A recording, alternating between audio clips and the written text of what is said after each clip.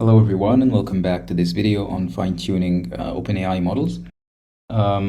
While this week focuses more on fine-tuning your own LLMs from Hugging Face, I think it's very nice to try to fine-tune a model via a managed service because you don't know a lot of the things that's happening behind the scenes. So OpenAI allows you to fine-tune their models by just providing your dataset and the name of the model that you want to fine-tune, and they will do it for you.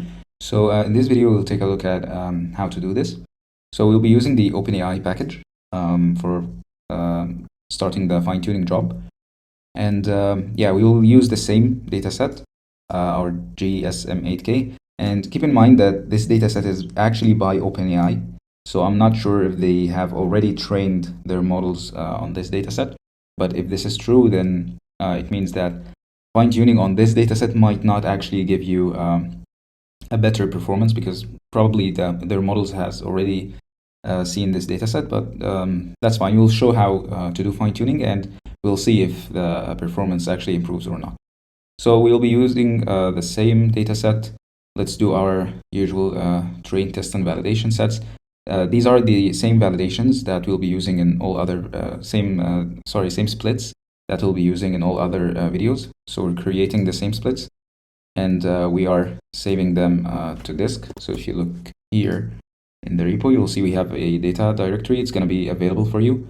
So you'll have your splits here. So 3 files, each one of them has a question, key, and then an answer. And then at the very end, you'll find the text, which is the combination of both question and answer.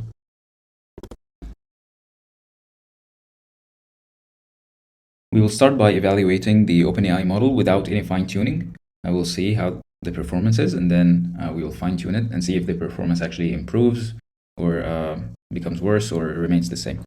So again, quick reminder, this dataset is a math dataset. So every answer contains a number at the end. We will be evaluating it based on the final result. So if the LLM gets the final number, then it's correct, otherwise it's not. And that's why we have this extract number method. We send our requests to the API. We get back the answer, and we extract the number, compare it with the correct one. And keep in mind, in order to do this, you have to have an API key. So unfortunately, this is not free. So you will have to get a key if you want to run this yourself. However, if you don't want to do this, that's completely fine. So I already run this, and you can see the accuracy on the validation set is 82.4%, which is a pretty high accuracy, considering that this is one of the cheapest models that OpenAI has. And yeah, this is without any fine-tuning. Now we want to fine-tune the OpenAI LLM. So the first thing we have to do is to upload our data to OpenAI, and they expect the data in a specific format. So they want a JSONL file. Each line is a sample, and each sample contains 3 different messages: a system message, a user, and assistant. So we want to create this format out of our data, because our data is just question and answer. So this is what we're doing here. We take each sample in the training set. We put this system message for all samples, and then the user asks the question and the assistant replies with the answer. So when you run this, you will see that now we have these 2 files, one for training and one for validation. It's very similar to the files that we had already, but this is what OpenAI expects, and this is what we will be uploading. So now we want to upload this. This is how you do it. This code is taken from the documentation, so you can check it if you'd like.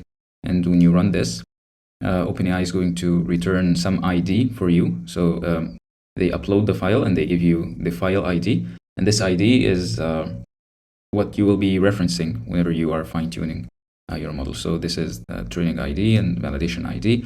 Now I need to start the actual fine-tuning job. Okay, so we will do this. We reference the IDs of the file. We'll be fine-tuning GPT-4o mini, and we have some hyperparameters to set. So here we will start with 1 epoch. We'll keep it 1 epoch throughout this video, just because this process is costly. So I wanted to start with 3 epochs, but then I got an email from OpenAI saying that this might exceed my budget. So I kept it at 1. And yeah, we'll do 2 experiments. So we will run 2 jobs at the same time. And what I want to try here is something called the learning rate multiplier. So they don't give you control over the learning rate itself. You don't actually know what the initial value is, but you can set some multiplier that gets multiplied by the learning rate to increase it from batch to batch. So I want to try this. So I'll run it once with 1, a multiplier of 1, and another one with a multiplier of 0.5. So let me run this again. Actually, let's do 3 experiments. So we will do 1, 0.5, and 0.1 as well. So let's create 3 different jobs. Okay, now we created the jobs. So if you go to the OpenAI console and you go to the fine-tuning tab, you will see there are 3 jobs that are actually running. And you can see the dataset that we're using, the model, the hyperparameters, and yeah, soon there will be some charts, some plots of the loss and the metrics. However, it's still in the validating phase right now. So I'll pause the video, and when this is done, we'll come back and we'll take a look at the results. Okay, so now the jobs are done, and we can see how it looks like. So here you can see the loss graph. You can see the loss is decreasing. You can do some kind of smoothing if you want. You also can see the accuracy is increasing. As you notice, sometimes the accuracy will be high, and sometimes it goes down. So for example, here it is 88. So if I have control over checkpoints of the model, I would probably take that checkpoint and treat it as the final model. However, one of the downsides of using managed services is that you don't have a lot of control. So you will be you'll be using the model at the state of the very end of the curve here. So you don't have control over checkpoints. But yeah, you can see this is very cool. Fine-tuning is done. We didn't have to do much. And you'll be left with this model ID. So this is what you copy. And this is what you use whenever you're sending requests to OpenAI. So you'll be using your fine-tuned model. So now if we go back here, you can see we ran 3 experiments. So this is the first one. I copied the IDs here, and now I'm using these models. So you can see for this one, when the learning rate multiplier was 0.1, the accuracy dropped by 0.8%. So it actually got worse. And in the 0.5 experiment, it got better by 0.8. So it's 83.2.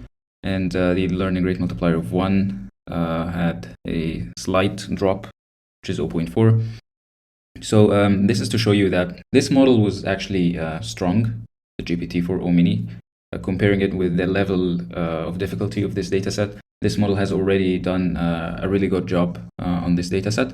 So fine-tuning, and yeah, keep in mind that, again, this dataset is by OpenAI. So if this model was already trained on it, it will be a very hard challenge to fine-tune on the same dataset again and expect a better performance. So you can see sometimes performance drops slightly, sometimes it becomes a little bit better.